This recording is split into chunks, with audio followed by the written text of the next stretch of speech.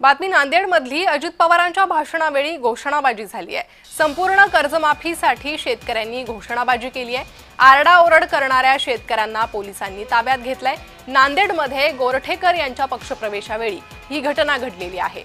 या पक्षप्रवेशाच्या कार्यक्रमात उपमुख्यमंत्री अजित पवार भाषण करत असताना शेतकऱ्यांनी कर्जमाफीसाठी घोषणाबाजी सुरू केली आणि त्यामुळे गोंधळ उडालेला आहे।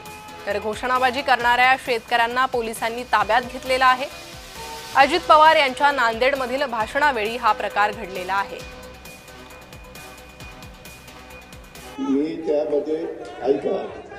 मी त्याच्यामध्ये कधीच सांगितलं नाही कर्ज माफी करणार नाही असं सरकार कधीच बोललेलं नाही।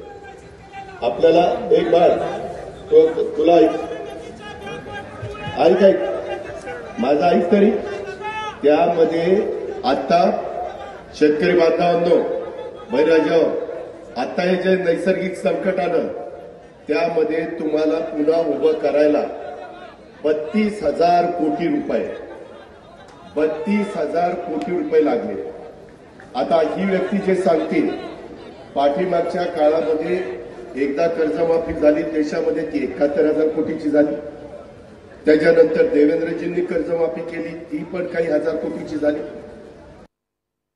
तिची परिस्थिती होती आणि मी आज पण पुन्हा तुम्हाला सांगतो शिरीष भाऊंच्या आणि बाकीच्या सगळ्या मान्यवरांच्या पक्षप्रवेशाच्या निमित्तानं या संदर्भामध्ये त्यापासून शासन बाजूला गेलेलं नाही।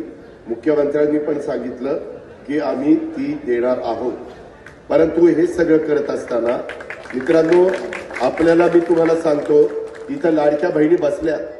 लाडक्या बहिणींना 45,000 कोटी रुपये वर्षाला त्यांच्या दर महिन्याला 1,500 रुपयाप्रमाणे द्यावे लागतात। किती? 45,000 कोटी। इथं लाडके भाऊ बसले 3 हॉर्सपॉवर 5 हॉर्सपॉवर 7.5 हॉर्सपॉवर 3 प्रकारच्या मोटारींची बिलं आता तुम्हाला येत नाहीत। येतात का?